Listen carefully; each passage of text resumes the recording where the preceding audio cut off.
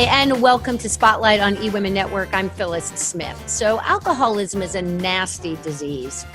It takes hold of you and robs you of any common sense and often thrusts you into a path of destruction. There are many rehab programs out there. One that is most common is Alcoholics Anonymous, or AA. And that is a 12-step program. And their basic principle is that you surrender to God and that you are then rendered powerless to the disease. Well, my guest today is a generational alcoholic who went through the traditional route of AA, and she was told that she was on a pink cloud and one day she'll come crashing down. Well, that didn't sit right with her, and she decided she was going to hop on that big pink cloud and trailblaze her own program called HOPE. And that stands for Having Other Possibilities to Explore. Her name is Teresa Rodden. She is the author of Holy Sober, How I Stopped Thinking About Drinking and Started Loving My Life. She joins us now to help us understand what it's like to be an alcoholic, why these traditional 12-step programs don't work, and what her HOPE program is doing now to save those suffering from this type of addiction. So welcome, Teresa. Thank you. Thank you for having me. I'm really excited to be able to share this message. Well, we're happy to have you. We really are. And I can't wait to dive into what you're doing in it, because it's such a different way of thinking. So I'm glad to learn more about it. But first of all, you had an early experience, really early experience at the age of 5, and this with alcohol. Tell us about that. Well, it was a Christmas Eve. The stereo was going. We were listening to the fabulous Christmas music. Lights were twinkling. And my stepfather had been broken up with my mother. He came over with a bottle of booze and said, "Hey, let's play a game. The kids can open a gift if they drink this mixed drink," which I had no idea what it was at the time, but I wanted to open the gift. So I agreed to the terms and drank my rum and Coke, come to find out. So woke up the next day with my first hangover. Oh my gosh, at 5 years old. At just 5 years old, yes. And your mother was there? My mother was there. She didn't have a healthy relationship with alcohol either, and she probably was drunk. I have no idea what her situation was at the time, so other than she was there. So while the alcohol is killing the brain cells that are forming in your head, in your brain, so I imagine that after that, when did it start to pick up where you were doing a lot of drinking on your own? Was this in, like most kids, as an adolescent? I was against alcohol for the longest time up through until I reached 12 years old. When I had my first, I was plied with alcohol by a neighbor. He was a much older man and as it turns out, perverted. But he gave me alcohol. But what I realized is that when I drank this alcohol, that I didn't feel anything anymore. And so just to back up a little bit, I had a very traumatic childhood, as you can imagine, if I got drunk at 5 years old. But I was also a victim of childhood molestation and physical abuse and mental and verbal abuse by a stepfather. So when I was introduced to alcohol at 12 years old, it felt really good to be able to shut it all off. Yeah. It's wow. So the alcohol is shutting you down, but it's also a disease in that they've found that it's also genetic. So you have the double whammy of the experiential and trying to block out and those horrible experiences through alcohol, but it's also genetic. So, well, that's true and false.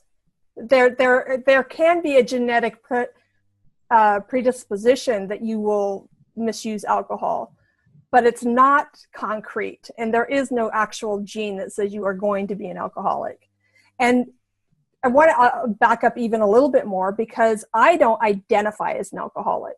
And if you read Holy Sober, I've also released my mother and my grandmothers from that identity as well, because what I have found through all my personal experience and through working with women over the last several years is that it's kind of more of a drunk cycle, that there's a feedback loop in our brains, and that we get stuck in making poor decisions that cause us tremendous pain, that we then turn to alcohol and want to numb that pain. And then it just picks up in volume and velocity as you go on, as time goes on. But what's interesting is that every one of the women in my family, including myself, have abstained from alcohol, and we have absolutely zero struggle. None. And my mother stopped drinking just 10 years ago, and she had absolutely no intervention, whereas I dove deep into outpatient and then Alcoholics Anonymous in the first year. And then I decided if I want to stay sober, I got to check out something else. Yeah. So I want to get into more of that as well, because you also say that women and men drink differently, and that just because, and you're saying here, just because you drink a lot or excessive drinker doesn't mean you're an alcoholic. There is a distinction as you're saying. When did you know you had a problem with alcoholism? And that's an excellent question, because I knew years before I actually stopped drinking that I wanted to change my relationship with alcohol, but there was no other option out there. You either identify as an alcoholic and you go the traditional path of Alcoholics Anonymous and 12 steps back in the 90s, or you try to figure it out on your own, and without any type of personal development or any kind of support, and there isn't really no support out there unless you do identify as an alcoholic, you're kind of stuck. And so when you go in and you identify, hi, I'm Teresa and I'm an alcoholic, and you're sort of making this declaration, that's part of the, be rendering yourself powerless. Yes. And just giving into it. And I am what I am. And one day it's going to happen again. And, I just have to keep coming to meetings so that it doesn't happen again. Is that kind of like the premise? Wow. Yeah. I mean, and I can speak to it so succinctly, is that what I was told is that you will always have this monster inside of you who is doing push-ups, who is getting stronger, no matter how long you abstain from alcohol. It's always in you, waiting for a weak moment so it can take you down. And I literally felt like I was on the edge of a cliff and just waiting for a wind gust to come through and knock me off. It's a ticking time bomb. I couldn't live that way. I couldn't live the rest of my life identifying that my core sense of self was broken and had a disease that was incurable, and waiting for an opportunity to take me out. It just wasn't going to work for me. So then that's obviously a huge challenge to go with the norm, but the norm doesn't seem like it just almost seems like it just makes you just the giving into it is it almost it requires you to continue in the program. It does. Oh, it absolutely says that you'll be going to meetings for the rest of your life. And do you think that that's why? I mean, what is the reasoning behind that? Is to remind you that you have a disease and that you're out of control, that you are powerless. That's the point of the meetings, is that you have this community. And I do want to say, and I want to state and say this very clearly, it does work for some people. It just doesn't work for everybody. I don't operate with that kind of a mindset, but there are some people that do need to be reminded that they are in trouble if they drink again, that could cost them everything. So it is an effective program for some people. It's just not for everybody. And for the longest time, since 1935, it's been the only answer. Wow. It's amazing, isn't that? Yeah. 1935. And, everything you see, even on TV shows, you're always seeing somebody's an alcoholic and somebody's in a meeting, and, and yeah, I think it can help. Maybe it's the community. Having people that I can identify with what you're going through. Right. But it keeps you sick. It sounds to me, it kind of keeps you sick. Well, the interesting thing is that it's the gold standard. It's the go-to program. It's the one that's court ordered. It's the one that the hospitals rely on, and therapists and counselors. However, it's got less than a 10% success rate.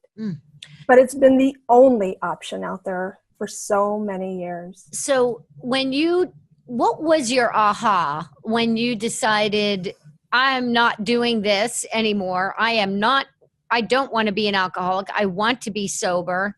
What was that moment like for you? Well, interestingly enough, that when I decided to get sober, I was ready for sober, and that was just it. I don't think that the AA had much to do with it, but I did dive into it, and I did the meetings, and I did the service work, and I led meetings, and I sponsored people, and so I was in it hook, line, and sinker. But something had happened, and you can read about it in Holy Sober to go into further detail. But there was a rift between my sponsor and myself, and she was one of the popular gals in our community, and that caused a rift with everybody else. So I found myself without a home. I found myself without a community.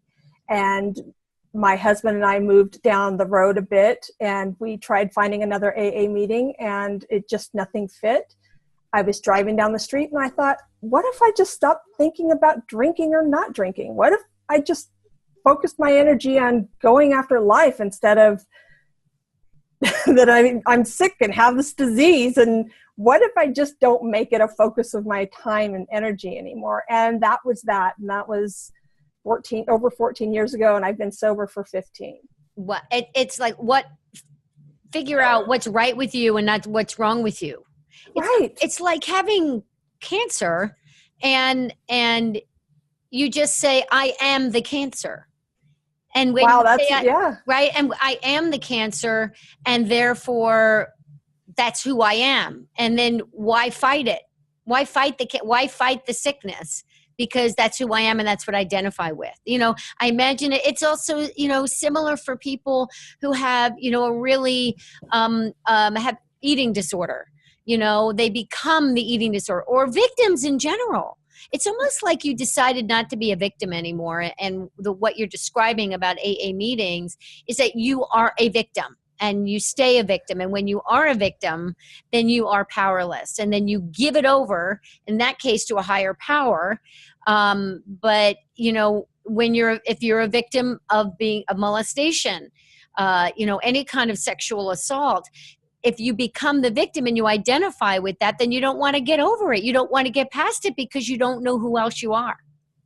Well, if I'm spending all of my time and my energy, and I'm saying I am a victim of childhood molestation, I am a victim of domestic abuse, where's there room for the amazing things about me? And that's where I decided I wanted to spend my time and energy, was developing who I wanted to be and how I wanted to live the rest of my life. Alcohol had already had 20 years. I wasn't giving it another 20. I was done. Yeah, it's like kicking there are some people who kick the cigarette habit and they just do it. And then others, they have a really hard time with it. They just decide. And it's so interesting when you can just decide, and then you realize, did you ever think what a waste of those 20 years it's been, because you were so able to just turn around and say, I don't want to do this anymore? I can't say that. It's a funny question, because I wouldn't give 1 minute of those 20 years back, because it's developed the woman that I am today. And I have such compassion and love and desire to help other women break free from the need to misuse alcohol, that I don't think I could be who I was today without those experiences. We've been talking about how she has overcome alcoholism, 20 years of alcoholism, and just got done with the rehab program of the 12-step program, Alcoholics Anonymous, and realized that was just not for her. She didn't want to surrender to the disease and be a victim to it. And so she started her own. I mean, that's what we do. That's what you do when you don't like what someone else is doing, or the way, the status quo is. You have to change the status quo. And so she did. So she started this program called HOPE. And HOPE stands for, tell us what HOPE stands for, Teresa. Well, HOPE isn't actually a program. It's it's really kind of the message of my business, and that's having other possibilities to explore. Mm-hmm. Because I don't think that you need to do abstinence or mindful moderation. I think it's your choice. You are empowered by choice. So there's really not a one size fits all. It's based on the individual. So I have several different program offerings, but it's really about getting to the heart of the woman and helping her to determine who she is and who she wants to become. And why specifically women? I think this is really interesting is you say that women drink differently than men. They do. Women, how many times have you ever met a man or heard of a man that goes home and has a nightly cocktail and then he goes to bed, he wakes up, he goes to work and does it? Most women will progress.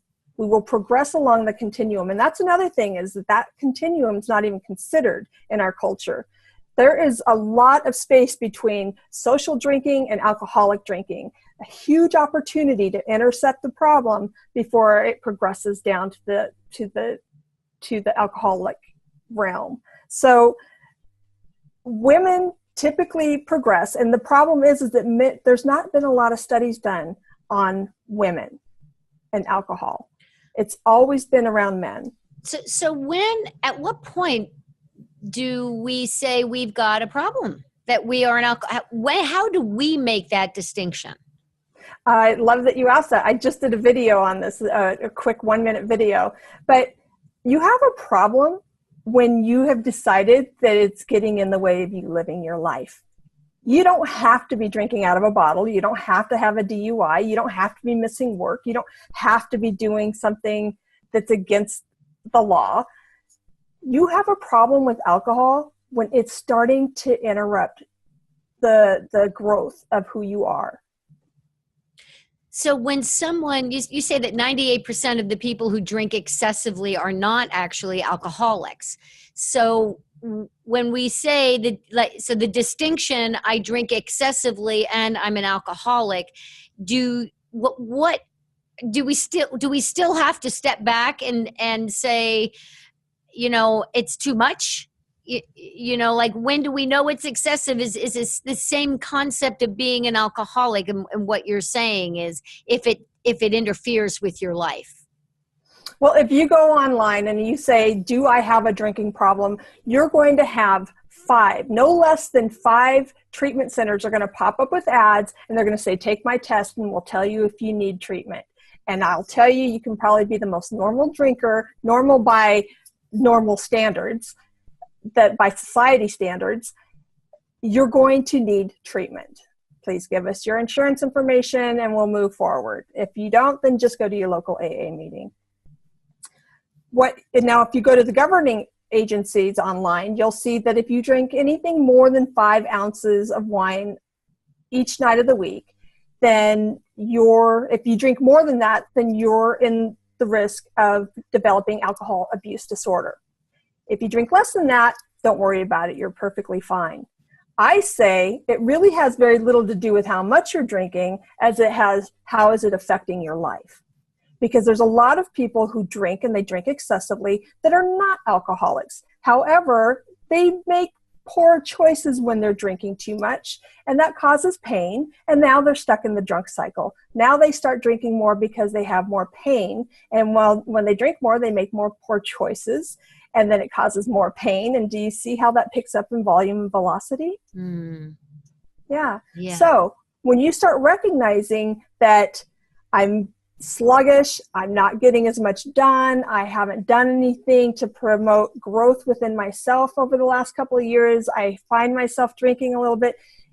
We all have that inner dialogue. Am I drinking too much? That's a good time when you might want to reach out to somebody and say, let's explore this for a little bit. Yeah. Can you say to them, do you think I'm drinking too much? Someone who really cares about you? Right. So if somebody asks me, do you think I'm drinking too much? I'm going to come back to them and say, well, what do you think? Do you? Yeah. Yeah. So if somebody who's listening or watching right now feels that maybe they're drinking too much. I mean, I think to myself, would that person be someone who, say, comes home and cannot have a meal without a drink? I know somebody, actually a friend of mine, who, we go to get our nails done. And when we go to get our nails done, they have alcoholic beverages there. And if it's at 11 o'clock in the morning, she's going to have a drink. If it's Mhm. offered, she's having a drink. And Mhm. I don't at that time in the morning. I'm not interested, because it affects me in that way. I'm a lightweight. And so, would that be an indication that you sort of can't go a day without it, or would that be an indication or no? An indication is, how are you using it? If she's celebrating, if that's a ritual where you guys go get your nails done and she gets to have a glass of wine when she's having her nails done, and that's part of her ritual of getting her nails done, there's absolutely nothing wrong with that. Mhm. Now, if she stops on her way home and gets a fifth of vodka and downs it before she pulls into her driveway, I might have a conversation with her. Again, it comes down to, why are you drinking? How are you drinking? And how is it affecting your life? That's so much more important than how much are you drinking. I love that. I really do, because you're absolutely right. And we tend to drink socially, Yeah. and it's fun. Now, I know for me, for example, if I have more, I'm such a lightweight that if I have more than one glass of wine, I know I'm going to get a little loopy. I just know Mhm. it. And so it's kind of, the purpose is, maybe I feel like getting a little loopy. Are you saying that that's my choice and I have the right to make that choice? It doesn't mean that I'm going to do it the next day, or, like you say, stop off and get a fifth of vodka on my way home. That's right. I have absolutely no judgment. There's a lot of women that I work with that I invite them to explore mindful moderation and maybe wade into, abstinence for a time being. And then maybe you'll see how amazing, because there is no more powerful position that you can have, no more powerful state of being than to be sober, to be absolutely clear-headed. There's no more powerful position. So I invite women to, if you want to wade into it, let's wade into it. Let's see what happens. Let's see how beautiful life can be without getting drunk. It's being sober is a beautiful thing, and you do have clarity, and you really get to see everything in front of you and feel. And that's the hard part for people That's who the are hard afraid to part. feel. And so what do you say to others who maybe have had a similar experience growing up like you, who might have been molested, or, raped, or have been victimized in some way, domestic abuse? What do you say to them when you say, being sober is beautiful, and they're scared to death and say, I can't feel. I don't even want to be thinking about what I went through. I can't speak for them, but what I can speak for myself, and I've been there, and that is the past. It happened to me then. It's no longer part of who I am today. I have broken free. I have freedom to feel now. So here's the downside. When you cut off feeling the bad, you're also cutting off feeling the good. And I get to feel the good, even though I have to go through the bad. You say that Pink Cloud Coaching, that's your company, right? That's how people can find you, pinkcloudcoaching.com. Yes. Your number one tip is what? My number one tip is, you don't have to be an alcoholic to want to change your relationship with alcohol. All you have to do is get clear about what it is that you want. Do I want to live life clear-headed, or do I want to live life chasing a drink? And you also say it takes time, not to beat yourself up and say it's going to happen tomorrow. In your case, it seemed to happen immediately, but that's not necessarily what happens for most people. But what we need to do is not move that off the table. It can happen. You absolutely can. Today, you could make the decision, I am not going to drink again, and it could happen for you. However, you brought up a really good point. The tip is, it's going to take time. It's going to take intention. What is your intention? Going back to, what is it that you really want? So have something that you're moving towards, and then it's going to take practice. You have to practice it. It's become a neural pathway for you to turn to alcohol to treat your pain, or to numb the pain. And so it's going to take practice for you to develop more natural coping skills. So time, intention, and practice. You know, all the brain wants to do is survive. And this is why it's so hard for people who've experienced trauma to overcome the trauma, because the brain is saying, uh-oh, that was a bad thing. We need to do something to protect ourselves. And that might be drinking alcohol, taking drugs, whatever it might be, so that you don't have to experience that. So that's the hard part, is that the brain wants nothing more than for you to survive. But what you're saying is that survival is in the clarity and finding the peace and the joy and the everything beautiful out there. That is a different type of survival, and that you have to train your brain. And that's why when you talk about practicing, that's why that's so important. You have to train your brain. You do have to train it. And actually, Mark Lewis is a neuroscientist, and he wrote a book called The Desire of Biology. And he is an ex-addict himself. And he actually pushes back on the theory that alcoholism is a disease. And with all of his education in the brain world, he has convinced me, although I already felt this was true, but he has shown that it is just a habit. It is just a habit. And with practice, you can change that habit. Beautiful. Teresa Rodden, thank you so much. I'm so excited for what you're doing. Again, how can people reach out to you? Come to pinkcloudcoaching.com if you're interested in having a chat, exploring sobriety. Again, sobriety doesn't necessarily mean abstinence. It could be mindful moderation or even abstinence for a time being. It's a free consultation, and we can just chat. There's no pressure, non-threatening, and it's just about where you want to go in life. And your first book, because you're working on a second, Holy Sober, How I Stopped Thinking About Drinking and Started Loving My Life. And you can too. So I'm sure you can get that easily on Amazon. Amazon. Yeah, beautiful. All right, Teresa, thank you so much. I so appreciate what you're doing and changing the thinking. Yes.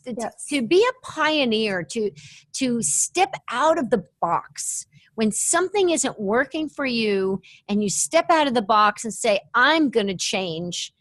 I am going to be the change. That is so empowering. And that's really the best way to make change, is don't rely on other people. You make it. So you've done it, and you're helping others do it as well. So thank you so much for what you do. Thank you.